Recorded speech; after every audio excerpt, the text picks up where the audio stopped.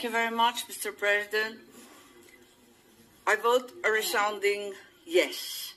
Sa hinabahaba kong pagsisilbi sa Kongreso, sa 12 taon na nanilbihan kami, ang trabaho ng kongrestista sa pagkaalam ko ay maging kinatawan ng kanilang distrito o kanilang sektor. Bakit naman ngayon ay naging tagabantay na lamang sila ng humihiyaw na dambuhalang sanggol? Ginawa ng bonjing na armas ang impeachment. Ang dating para sana sa kaayusan ng sistema, ginagawang pampagulo, panakot at sandata laban sa mga kinaiinggitan, kinaiinsecuran ng mga lulong sa kapangyarihan. Galangin naman natin ang Korte Suprema. Huwag tayong umastang Supreme Court. Supremest pa. Wala namang ganun ah.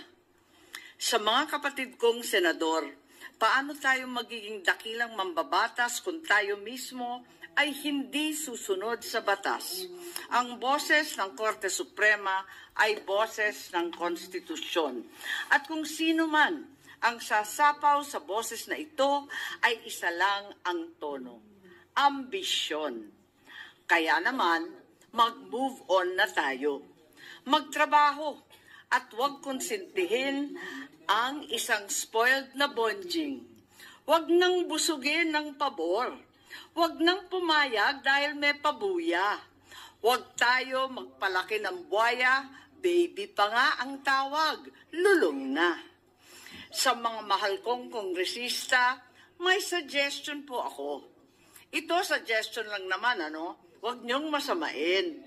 Kesa inaatupag ninyong palitan ang pinili ng taong bayan, binoto at minahal. Bakit di nyo nalang palitan ang tao, kayo naman lang ang pumili? Ayaw paawat ng iba sa kakaflex.